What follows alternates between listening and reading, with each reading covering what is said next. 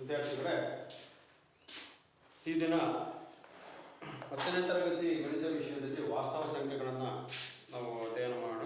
So ಅದ್ರ ಬಗ್ಗೆ ತಿಳಿತಾ ಹೋಗೋಣ. ವಾಸ್ತವ ಸಂಖ್ಯೆಗಳನ್ನು ನೀವು ಕಳೆದ ಒಂದು ತರಗತಿಯಿಂದಲೂ ಸಹ ವಾಸ್ತವ ಸಂಖ್ಯೆಗಳ ಬಗ್ಗೆ ತಿಳ್ಕೊಂಡಿದ್ದೆ.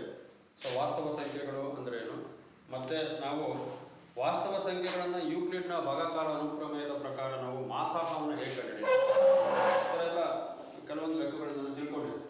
ಸೊ ನಾವು ಹಿಂದಿನ ತರಗತಿಯಲ್ಲಿ ಯೂಕ್ಲಿಡ್ನ ಭಾಗಾಕಾರ ಅನುಕ್ರಮ A = B × Q ಪ್ಲಸ್ ಇದ್ರ ಬಗ್ಗೆ ನಾವು ತಿಳ್ಕೊಂಡು, ಸೊ ಅದರಲ್ಲಿ ಈ ಒಂದು ಆಧಾರದ ಮೇಲೆ ನಾವೇನು ಮಾಡ್ಬೋದು, ಯಾವುದೋ ಒಂದು ಎರಡು ಲೆಕ್ಕಗಳನ್ನು ಅಥವಾ ಮಾಸಾಹವನ್ನು ಕಂಡುಹಿಡಿಯ ಅಂತ ಕೊಟ್ಟಾಗ ನಾವು ಯೂಕ್ಲಿಡ್ನ ಭಾಗಾಕಾರ ಅನುಕ್ರಮದ ಈ ಸೂತ್ರದ ಮೇಲೆ ಮಾಸಾಹವನ್ನು ಹೇಗೆ ಕಂಡುಹಿಡಿಯೋದು ಅನ್ನೋದನ್ನು ಹಿಂದಿನ ತರಗತಿಯಲ್ಲಿ ತಿಳ್ಕೊಂಡಿದ್ವಿ.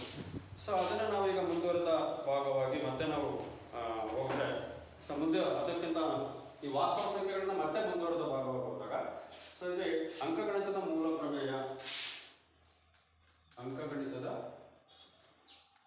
ಪ್ರಮೇಯದ ಬಗ್ಗೆ ತಿಳಿದಿದೆ. ಮೂಲ ಪ್ರಮೇಯ, ಈಗ ಅಂಕಗಣಿತದ ಮೂಲ ಪ್ರಮೇಯ ಏನು ಹೇಳುತ್ತೆ ಅಂತ ನೋಡಿ. ಸೊ ಯಾವುದೇ ಒಂದು ಸಂಯುಕ್ತ ಸಂಖ್ಯೆಯನ್ನು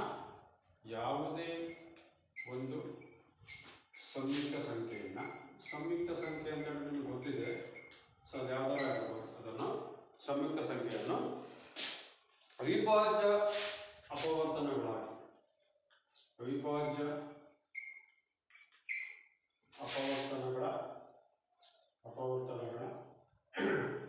ಗುಣಲಬ್ಧವಾಗಿ ವ್ಯಕ್ತಪಡಿಸುವುದಕ್ಕೆ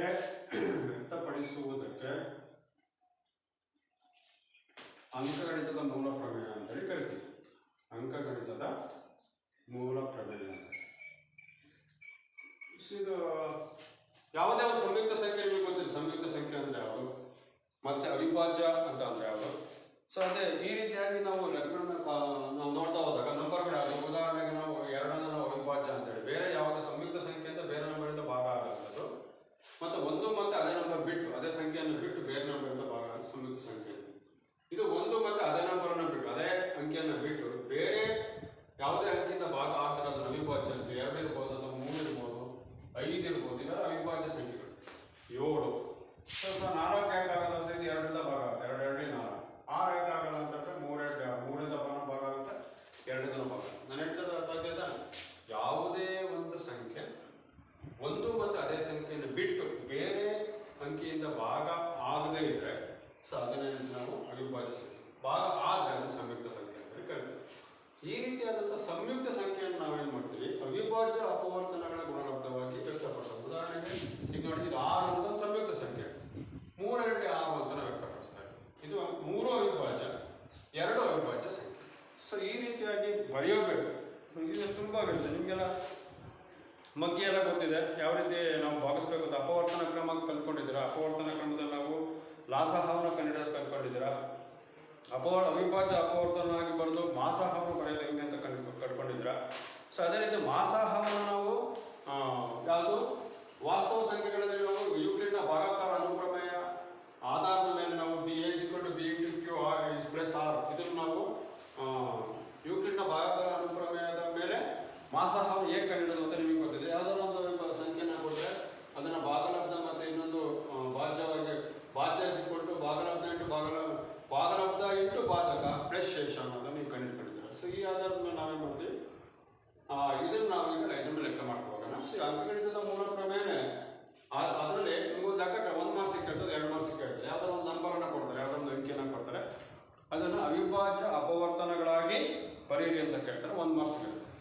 ಆಮೇಲೆ ಮತ್ತೆ ಇದರಲ್ಲಿ ಯಾವ ರೀತಿ ಕ್ವಶನ್ ಕೇಳ್ತಾರೆ, ಅದು ಮುಂದಕ್ಕೆ ಬಂದರೆ ಮತ್ತೆ ಇಲ್ಲಿ ಅವಿಭಾಜ್ಯ ಅಪವರ್ತನಗಳನ್ನಾಗಿ ಬರೆದು ಲಾಸಹ ಮಾಸಾಹವನ್ನು ಕಂಡುಹಿಡಿಯಿರಿ ಅಂತೇಳಿ ಕೇಳ್ತಾರೆ. ಸೊ ಈಗ ನಾವು ಮಾಸಾಹ ಕಂಡುಹಿಡಿದು ಹಿಂದಿನ ತರಗತಿಯಲ್ಲಿ ಏನಪ್ಪ ಅಂದರೆ, ಹಿಂದಿನ ತರಗತಿಯಲ್ಲಿ ಯೂಕ್ಲಿಡ್ನ ಭಾಗಾಕಾರ ಅನುಪ್ರಮೇಯದ ಮೇಲೆ ನಾವು ಮಾಸಾಹವನ್ನು ಕಂಡುಹಿಡಿದು, ಸೊ ಮಾಸಾಹವನ್ನು ಕಂಡುಹಿಡಿದು ಲಾಸಹವನ್ನು ಕಂಡುಹಿಡಬಹುದು.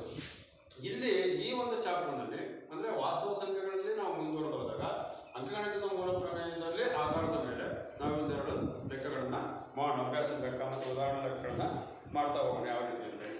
ಸೊ ಇಲ್ಲಿ ಈಗ ಗೊತ್ತಾಯ್ತಾ ಮಕ್ಕಳೇ, ಇಲ್ಲಿ ಅಂಕಗಣಿತದ ಮೂಲ ಪ್ರಮೇಯದ ಒಂದು ಪ್ರಶ್ನೆ ಕೇಳ್ತಾರೆ ನಿಮಗೆ 1 ಮಾರ್ಕ್ಸಿಗೆ. ಅಂಕಗಣಿತ ಒಂದು ಮತ್ತು ಅದೇ ಸಂಖ್ಯೆಯನ್ನು ಬಿಟ್ಟು ಬೇರೆ ಯಾವುದೇ ಸಂಖ್ಯೆಯಿಂದ ಭಾಗ ಆಗಬೇಕು. ಭಾಗ ಆದರೆ ಅದನ್ನು ಸಂಯುಕ್ತ ಸಂಖ್ಯೆ. ಸಂಯುಕ್ತ ಸಂಖ್ಯೆಯಲ್ಲಿ ಅವಿಭಾಜ್ಯ ಅಪವರ್ತನಗಳ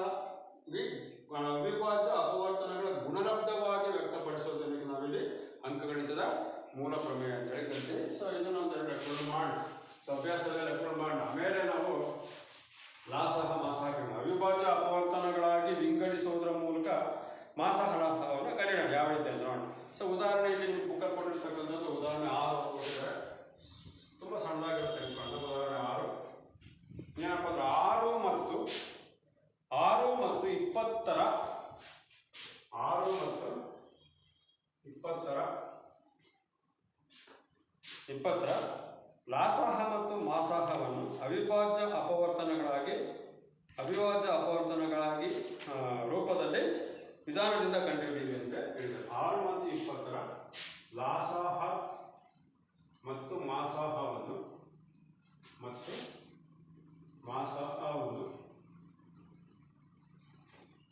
ಅವಿಭಾಜ್ಯ ಅಪವರ್ತನಗಳ ಗುಣಲಬ್ಧವಾಗಿ ಅಪವರ್ತನ ವಿಧಾನದಿಂದ ಕಂಡುಹಿಡಿಯಿರಿ.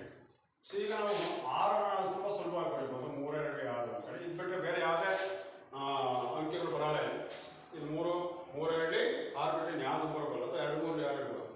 ಸೊ ಅದೇ 20 ಬಂದರೆ ನಾವು 20ನ್ನ ಬೇಕಾದ್ರೆ ನೀವು ಬರ್ಕೊಂಡು ಸಪ್ರೇಟಾಗಿ ಬರಿಬೋದು. 2 ಬಾಕ್ಸ್ 10 2 5 10. ಸೊ ಏನಂತ ಬರೀಬೋದು ಈಗ 2 × 5. ಇಲ್ಲಿ ಮಾಸಹವನ್ನು ಯಾವ ರೀತಿ ಬರೀಬೋದು?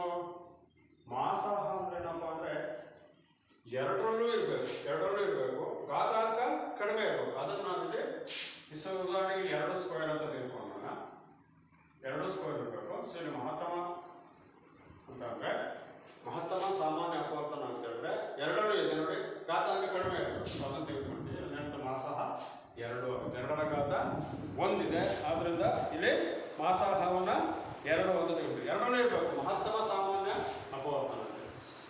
ಸೊ ಅದೇ ರೀತಿ ಲಾಸಹವನ್ನು ಹೆಂಗೆ ಬರೀತೀರ ಅಂತ ಹೇಳಿದ್ರೆ ಎರಡರಲ್ಲೂ ಇರಬೇಕು, ಘಾತಾಂಕ ಯಾವ ಜಾಸ್ತಿ ಅಂತ ಲಘುತ್ತಮ ಸಾಮಾನ್ಯ ಅಪವರ್ತನ 2 ಸ್ಕ್ವೇರ್ ನೋಡಿ. ಎರಡರಲ್ಲೂ ಇರೋದು 2 ಇದೆ, ಅದರಲ್ಲಿ ಘಾತಾಂಕ ಯಾವ ಜಾಸ್ತಿ 2 ಸ್ಕ್ವೇರ್ ಬಿಡಿ, ನುಡಿದೆಲ್ಲ ಬರ್ತದೆ.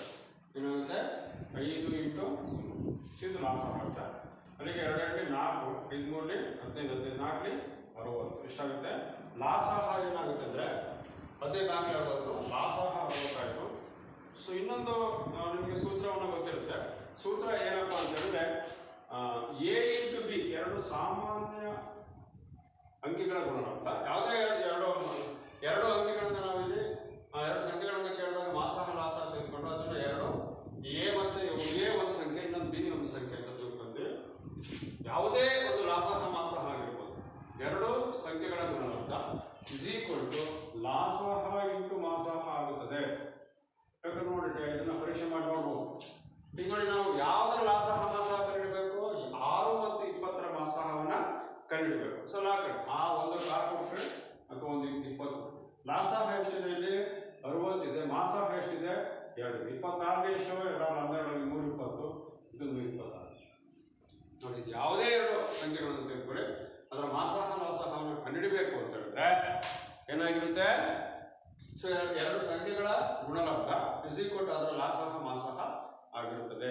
ಎಷ್ಟು ಸುಲಭವಾಗಿ ನೋಡಿದ್ದು. ಸೊ ಇದು ಒಂದು ಸೂತ್ರನೇ ಆಗಿದೆ. ಇದು ಹಿಂದಿನ ತರಗತಿ ಹಳೆ ಓಲ್ಡ್ ಸಿಲೆಬಸ್ ಅಲ್ಲಿ ಇರ್ತದೆ. A × B ಒಂದು ಸೂತ್ರ ಹೇಳ್ತಾರೆ, ಅದನ್ನ H × L ಅಂತೇಳಿ. ಚಂದ್ರ ಮಾಸಹ ಏನಂದ್ರೆ ಲಾಸಹ, HCF ಅಂತೇಳಿ, LCM ಅಂತೇಳಿ. ಇದು 2 ಸಂಖ್ಯೆಗಳಾಗುತ್ತೆ. A × B H × L ಅದನ್ನೇ ಇಲ್ಲಿ ತಗೊಳ್ತೀವಿ. ಸೊ H ಅಂದ್ರೆ ಮಾಸಹ, L ಅಂದ್ರೆ ಲಾಸಹ. A × B ಈ ಸೂತ್ರ ಒಂದು ಇತ್ತು, ಅದನ್ನ ಬಿಡ. ಈಗಿನ ಏನಿದೆ ಅದನ್ನ ನೋಡ್ಬೇಕು. ಸೊ ಈಗೇನಪ್ಪ ಇದೆ ಅಂತಂದ್ರೆ 2 ಸಂಖ್ಯೆಗಳನ್ನು ಕೊಟ್ಟಾಗ ಅವಿಭಾಜ್ಯ ಅಪವರ್ತನ ವಿಧಾನದಿಂದ ನಾವು ಲಾಸಹ ಮಾಸಹವನ್ನು ಹೇಗೆ ಕಂಡುಹಿಡಿಯೋದು ಅನ್ನೋದನ್ನ ಈ ಒಂದು ಲೆಕ್ಕದಲ್ಲಿ ನಿಮಗೆ ಗೊತ್ತಾಗುತ್ತೆ. ಸೊ ಅದನ್ನು ನಾವು ಮುಂದುವರೆದು ಹೋದರೆ ಇನ್ನೊಂದು 2 ಲೆಕ್ಕ ಕೊಟ್ಟಿದ್ದಾರೆ ಮಾಡಿ. ಸೊ ಉದಾಹರಣೆ 7 ಕೊಟ್ಟಿದೆ. ಸೊ ಇದನ್ನು ಬರ್ಕೊಳ್ಬೇಕಾದ್ರೆ A × B ಲಾಸಹ × ಮಾಸಹ ಅಥವಾ H × L ಅಂತೇಳಿ. H ಅಂದ್ರೆ ಮಾಸಹ, L ಅಂದ್ರೆ ಲಾಸಹ ಆಗಿರ್ತದೆ. ಸೊ ಇದು ವಾಸ್ತವ ಸಂಖ್ಯೆಗಳಲ್ಲಿ ನಾವು ಯುಕ್ತಿಯುತ ಭಾಗಾಕಾರ ಅನುಕ್ರಮೆಯನ್ನು ಮಾಡಿಕೊಂಡು ಮುಗಿದ್ಮೇಲೆ ಅಲ್ಲಿ ಮುಂದುವರೆದು ನಾವು ಲೆಕ್ಕ ನೆಕ್ಸ್ಟ್ ಉದಾಹರಣೆ ಇನ್ನೊಂದು ಕೊಟ್ಟಿದ್ದಾರೆ 96,404.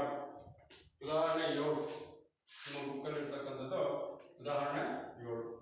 ಸೊ ಏನು ಲೆಕ್ಕ ಇದು? ಉದಾಹರಣೆ 7 96 ಮತ್ತು 404ರ 96 ಮತ್ತು 404ರ ಮಾಸಾಹ ಲಾಸಾಹವನ್ನು ಕಂಡುಹಿಡಿಯಿರಿ. ಮಾಸಾಹ ಲಾಸಾಹವನ್ನು ಕಂಡುಹಿಡಿಯಿರಿ. ಸೊ ಇವೆಲ್ಲ ನಿಮಗೆ 7ನೇ ಕ್ಲಾಸಲ್ಲಿ ಬಂದಿದೆ ಅಥವಾ 8ನೇ ಕ್ಲಾಸಲ್ಲಿ ಬಂದಿದೆ. ಮಾಸಾಹ ಲಾಸಾಹ ಕಂಡುಹಿಡಿಯೋದು ಅವಿಭಾಜ್ಯ ಅಪವರ್ತನ ಗುಣಲಬ್ಧಗಳಾಗಿ ನಾವೀಗ ಅದನ್ನ ವಿಂಗಡಿಸೋಣ.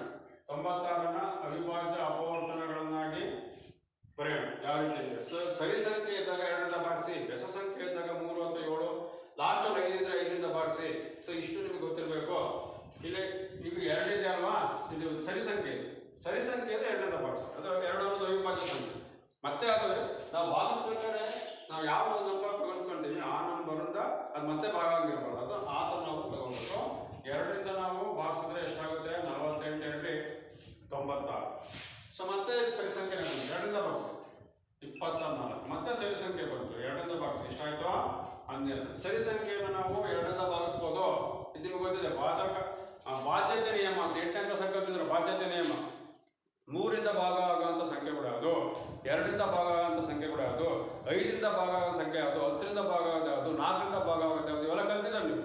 ಸೊ ಆ ಬಾಧ್ಯತೆ ನಿಯಮವನ್ನು ನೀವು ಇಲ್ಲಿ ಕಲ್ತಿ ಆ ಒಂದು ಕಲ್ತಿದ್ರೆ ಚೆನ್ನಾಗಿ ಇಲ್ಲಿ ನಾವು ಸುಲಭವಾಗಿ ಉಪಯೋಗಿಸ್ಬೋದು. ಅದಕ್ಕೆ ಎಲ್ಲ ಏನು ಕ್ರಿಯೆಗಳನ್ನು ನಾವು ಏನು ಮಿಡ್ಲ್ ಸ್ಕೂಲು ಮತ್ತು ಹೈಸ್ಕೂಲ್ಗಳಿಗೆ ಬಂದಾಗ ನಮ್ಮ ಹಿಂದಿನ ತರಗತಿಗಳಲ್ಲಿ ನಾವು ಹೆಚ್ಚು ಆಸಕ್ತಿಯನ್ನು ವಹಿಸಿ ಕಲ್ತ್ಕೊಂಡ್ರೆ ಮುಂದೆ ಬರ್ತಕ್ಕಂಥ ದೊಡ್ಡ ದೊಡ್ಡ ಲೆಕ್ಕಗಳನ್ನ ನಾವು ಸುಲಭವಾಗಿ ಮಾಡ್ಬೋದು ಅನ್ನೋದು ನಿಮಗೆ ಗೊತ್ತಾಗ್ತದೆ. 8ನೇ ಕ್ಲಾಸಲ್ಲಿ ಬಾಧ್ಯತೆ ನಿಯಮ, ಆ ಬಾಧ್ಯತೆ ನಿಯಮ ಉಪಯೋಗಿಸ್ಕೊಂಡ್ರೆ ಆಯ್ತು. ಹೇಳಿದ್ದೀನಿ, ಬಾಧ್ಯತೆ ನಿಯಮ ಅಂದರೆ ಸರಿ ಸಂಖ್ಯೆ ಇದ್ದಾಗ 2ರಿಂದ ಭಾಗಿಸಿ, 5 ಇದ್ದಾಗ ಇಲ್ಲ ಲಾಸ್ಟ್ 5ರಿಂದ ಭಾಗಿಸಿ ಆ ಥರ. ಸೊ ಮತ್ತೆ ಸರಿ ಸಂಖ್ಯೆನೇ ಆಯ್ತು, 2ರಿಂದ ಭಾಗಿಸಿ 2 6, ಮತ್ತೆ ಸರಿ ಸಂಖ್ಯೆ ಆಯ್ತು 2 3 6. ಈಗ ನಾವು 96 ಏನಂತ ಬರೀಬೋದು? ಟೋಟಲ್ ಆಗಿ 2 × 2 × 2 × 2 ಎಷ್ಟು ಸರಿ ಇದೆ? ಇದು 2 ಅನ್ನೋದು 5 ಸರಿ ಇದೆ. 2 ಅನ್ನೋದು 5 ಸರಿ ಇದೆ ಇಂಟು 3 ಅಂತ ಬರೀಬೋದು. ನೋಡಿ 1 2 3 4 5 5 ಸರಿ 5 ಗುಣಿಸಿದ್ರೆ ಘಾತಾಂಕವನ್ನು ಕೂಡ್ಕೊಳ್ಳೋದ್ರೆ 5 ಸರಿ ಇದೆ. ಸೊ ನೆಕ್ಸ್ಟ್ ಇದಕ್ಕೆ ಬರೋಣ. ಯಾವ್ದು ಬರೋಣ? ಈಗ 404 ನಾವು ಇದೇ ತರ ಅವಿಭಾಜ್ಯ ಅಪವರ್ತನಗಳನ್ನಾಗಿ ಯಾವ ರೀತಿ ಭಾಗಿಸೋಣ ಮಾಡಿ. ಸೊ ಒಂದು ಸರಿ ಸಂಖ್ಯೆ ಇದೆ, 2ರಿಂದ ಭಾಗಿಸಿ 202 404.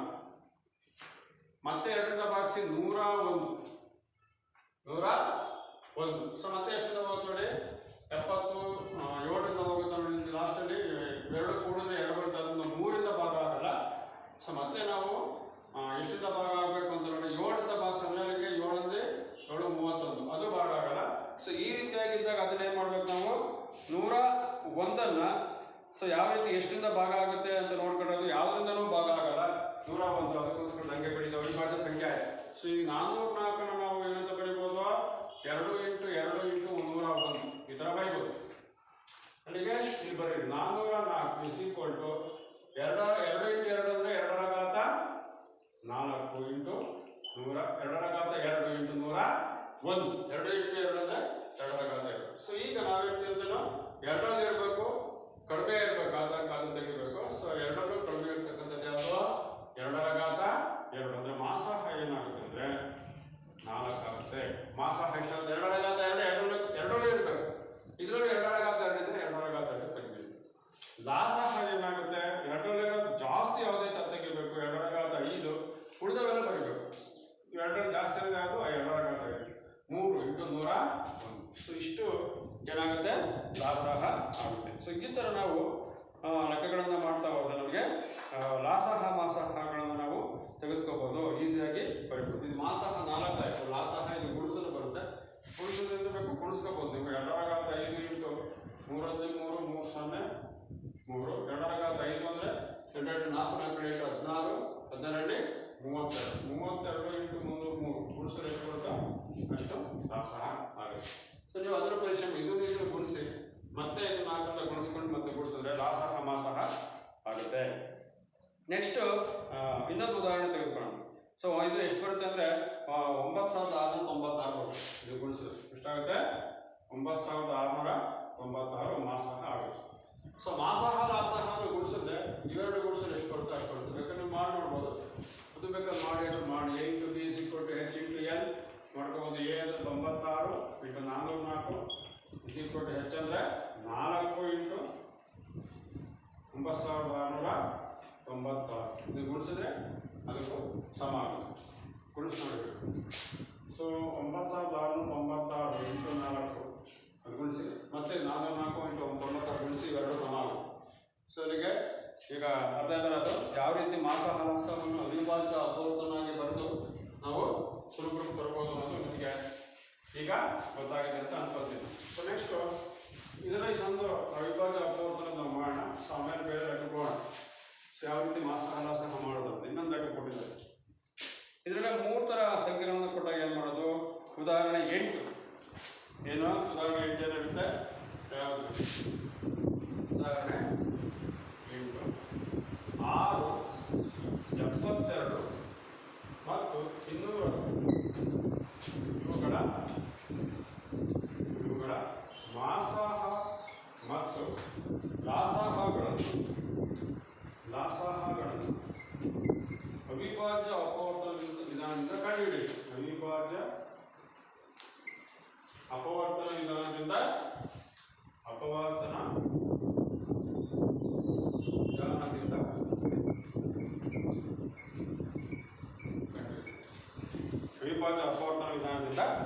ಕಂಡುಹಿಡಿಯಿರಿ. ಸೊ ಯಾವ ರೀತಿ ಮಾಡೋದಂತೆ.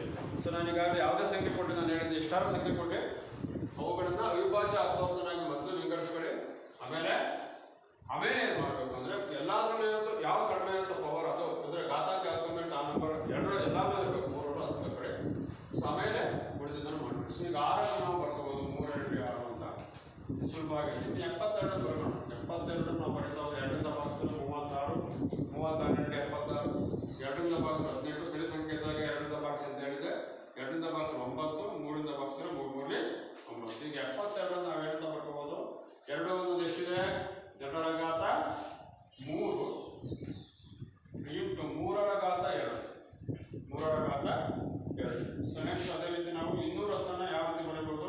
ಅವಿಭಾಜ್ಯ ಅಪವರ್ತನ 210 ಇಸ್ ಈಕ್ವಲ್ ಟು ಲಾಸ್ಟಲ್ಲಿ ಎಷ್ಟು ಇದನ್ನು 2 ಭಾಗಿಸ್ಬೋದು 105 2 210. ಸೊ ಮತ್ತೆ ಈಗ 5ರಿಂದ ಭಾಗಿಸ್ಬೋದು 5 5 2 5.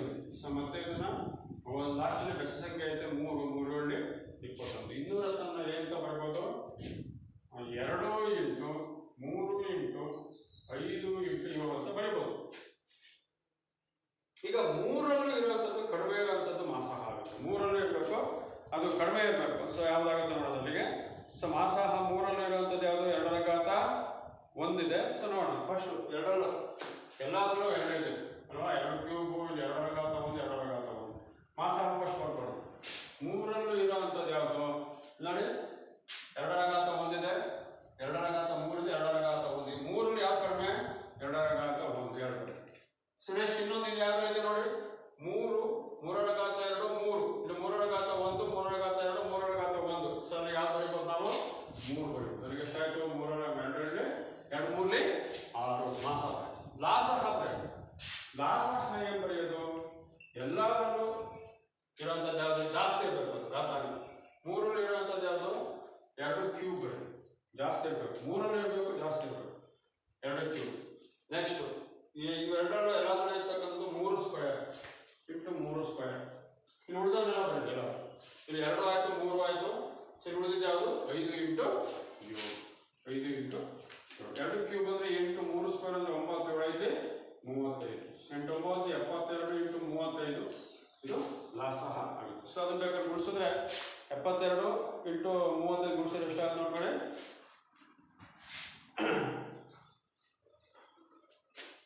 3 21.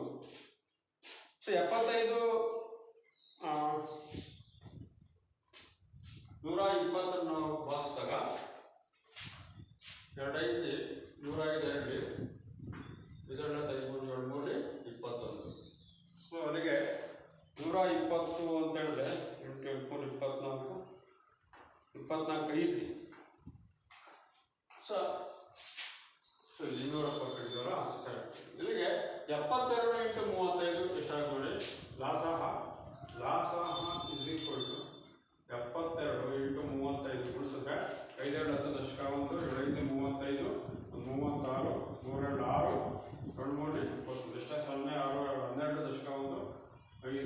2520 ಲಾಸಹ 2520 ಲಾಸಹ ಮತ್ತೆ ಮಾಸಹ ಎಷ್ಟಪ್ಪ ಅಂತ ಹೇಳಿದ್ರೆ 6 ಮಾಸಹ.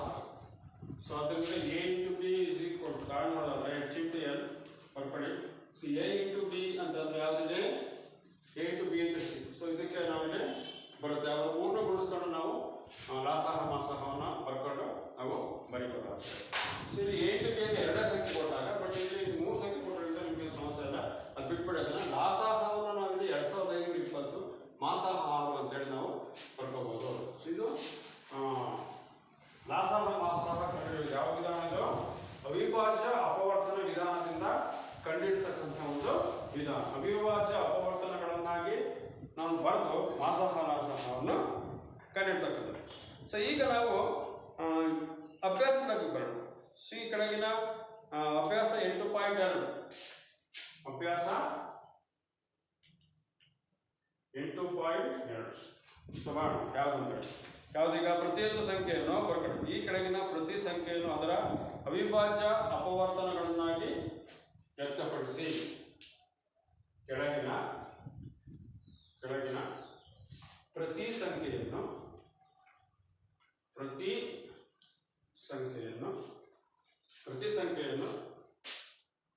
ಅದರ ಅವಿಭಾಜ್ಯ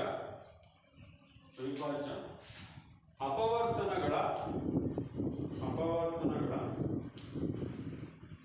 ಗುಣಲಬ್ಧವಾಗಿ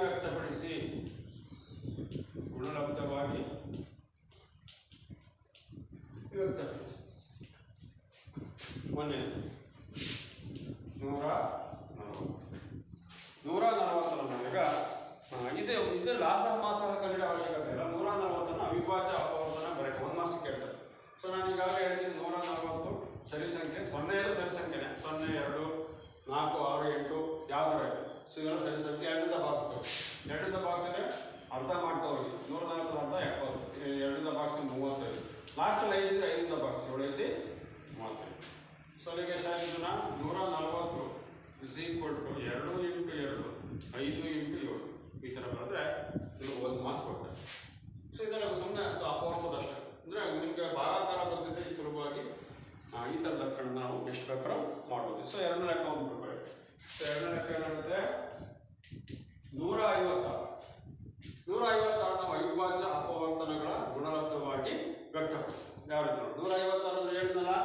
ಸೊ 156 ನಾವು 2ರಿಂದ ಭಾಗಿಸಿದ್ರೆ ಎಷ್ಟಾಗುತ್ತೆ? 150 ಅರ್ಧ 75 78 ಆಗುತ್ತೆ. 2 14 8 8 14. ಸೊ ಮತ್ತೆ 2ರಿಂದ ಭಾಗಿಸಿದ್ರೆ 39 2 78. ಸೊ ಇದು ನೋಡ್ಕೊಂಡಿದ್ದು ಇವಾಗ ಇದು 3ರಿಂದ ಭಾಗ ಆಗುತ್ತೆ. ಇದು ನೋಡಿದ್ರೆ ಇದು ಬೆಸ ಸಂಖ್ಯೆ ಐತೆ. ಸೊ ಬೆಸ ಸಂಖ್ಯೆ 3ರಿಂದ ಭಾಗಿಸ್ಬೇಕು ಅಥವಾ 7ರಿಂದ ಭಾಗಿಸ್ಬೇಕು. ಈ 3 2 ಕೂಡ್ಕೊಳ್ಳಿ. 3 9 12 ಆಗುತ್ತೆ. 3ರಿಂದ ಭಾಗ ಆಗುತ್ತೆ. ಸೊ ಅದರಿಂದ 3ರಿಂದ ಭಾಗಿಸಿ 3 1 3 3 13 13 39. ಸೊ ಈಗ ನಾವು 156 ಏನಂತ ಬರೀಬೋದು? ನಾವು 2 ಇಂಟು 2 3 ಇಂಟು 13 ಬರೀಬೋದಲ್ವಾ? ಸೊ ಈ ಥರ ಅವಿಭಾಜ್ಯ ಅಪವರ್ತನಗಳನ್ನಾಗಿ ಬರೀಬೇಕು. ಸೊ ನೋಡಿದ ವಿಧವೇ ಅದನ್ನು ನಾನು ಹೋಮ್ವರ್ಕ್ಗೆ ಕೊಡ್ತೇನೆ. ಸೊ ಮತ್ತು ಈ ಅಭ್ಯಾಸ 8.2 ಮತ್ತು ಎರಡನೇ ಮೇಲನ್ನು ನಾವು ತಿಳ್ಕೊಳ್ಳೋಣ ಯಾವ ರೀತಿ ಮಾಡೋದನ್ನು. ಏನು ಎರಡನೇ ಮೇಲಿದೆ? ಈ ಕೆಳಗೆ ನೀಡಿರುವ ಜೋಡಿ ಪೂರ್ಣಾಂಕ ಲಾಸಹ ಮತ್ತು ಮಾಸಹ ಕಂಡುಹಿಡಿದು ಎರಡೂ ಸಂಖ್ಯೆಗಳ ಗುಣಲಬ್ಧ ತಾಳೆ ನೋಡಿ. ಎರಡನೇ ಮೇಲಿದೆ ಅಭ್ಯಾಸ 8.2 ಲಾಸಹ ಮಾಸಹ ಕಂಡುಹಿಡಿದು ಲಾಸಹ ಮಾಸಹ ಇಸ್ ಈಕ್ವಲ್ ಟು ಅಂದರೆ ಲಾಸಹ ಮಾಸಹ ಇಂಟು ಮಾಸಹ ಇಸ್ ಈಕ್ವಲ್ ಟು ಎರಡು ಸಂಖ್ಯೆಗಳ ಗುಣಲಬ್ಧ ಅಂದರೆ a ಇಂಟು ಬಿ ತಾಳೆ ನೋಡಿ ಅಂತ ಕೇಳ್ತಾ ಇದ್ದಾರೆ. ಸೊ ಅದು ಮಾಡೋಣ. ಒಂದರಲ್ಲಿ ಏನಿದೆ 26 ಮತ್ತು 91 ಇದು ಮಾಡೋಣ. ಸೊ ಇದರಲ್ಲಿ ಒಂದು 2 ಕೊಟ್ಬಿಟ್ಟು ಆಮೇಲೆ ನಾನು ಅದಕ್ಕೆ ಹೋಮ್ವರ್ಕ್ ಕೊಡ್ತೇನೆ. ಸೊ 26 91 ನಾವು ಮಾಸಹ ಲಾಸಹ ಕಂಡುಹಿಡಿದು ತಾಳೆ ನೋಡ್ಬೋದು.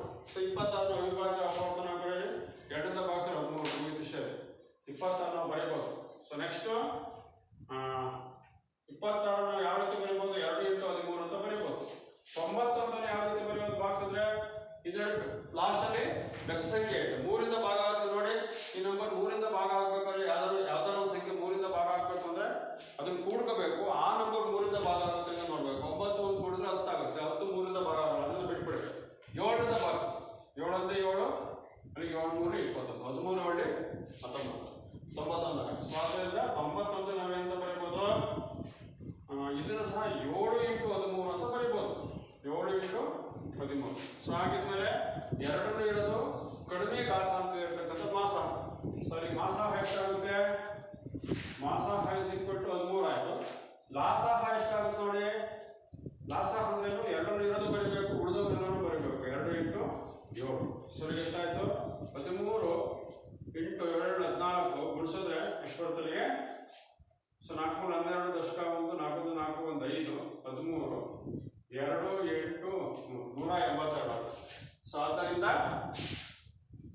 ನಾವು ತಾಳೆಗಳನ್ನು ನೋಡಬೇಕು. ಲಾಸಾಹ ಇಂಟು ಮಾಸಾಹ is equal to a into b. ಲಾಸಾಹ ಮಾಸಾಹ ಎಷ್ಟು ಬಂದಿದೆ?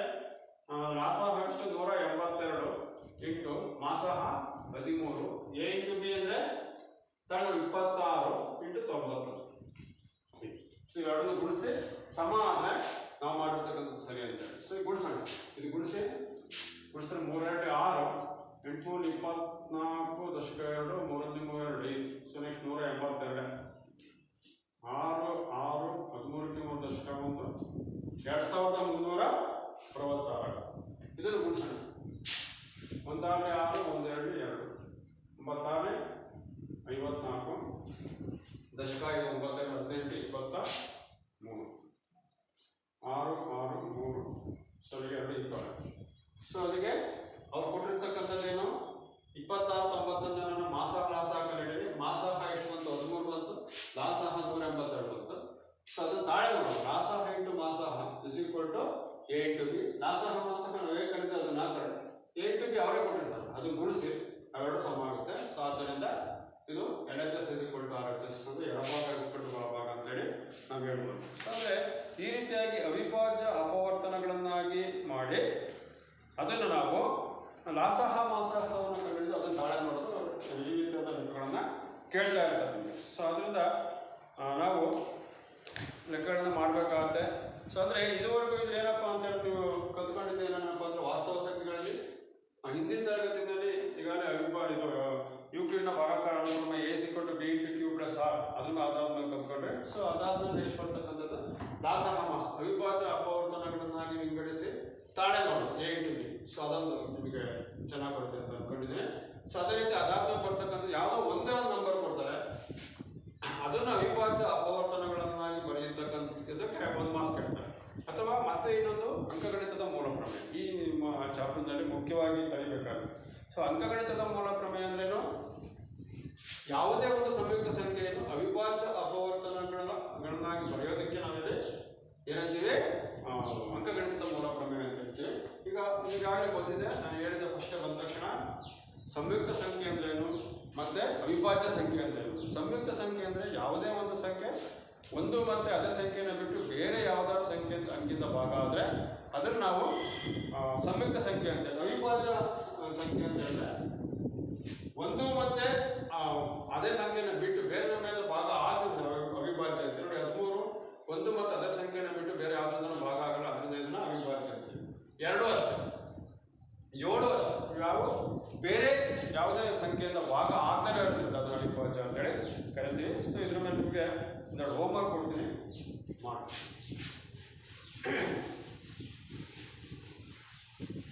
ಸೊ ಇದ್ರ ಮೇಲೆ ಲೆಕ್ಕ. ಸೊ ಪ್ರತಿಯೊಂದು ಅವಿಭಾಜ್ಯ ಅಪವರ್ತನ ಗುಣಲಬ್ಧಗಳಾಗಿ ಬರೆಯಿರಿ. ಮನೆ ಕೆಲಸ ಕೆಳಗಿನ ಪ್ರತಿ ಸಂಖ್ಯೆಯನ್ನು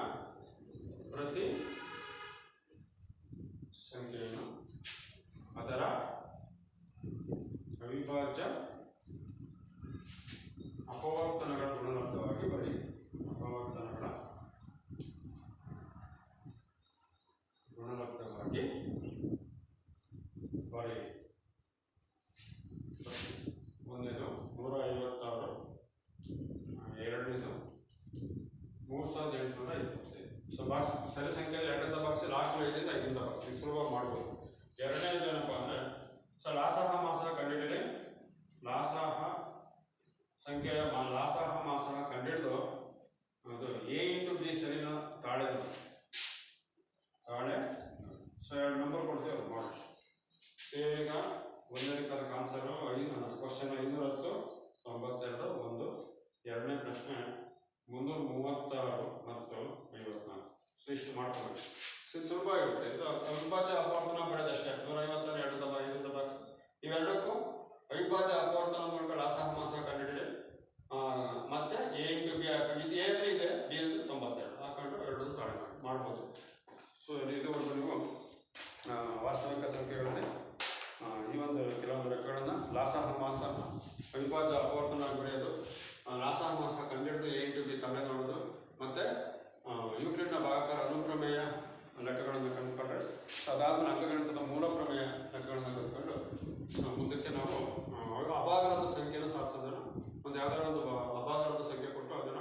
ಸಾಧಿಸೋದಕ್ಕೆ ನಾವು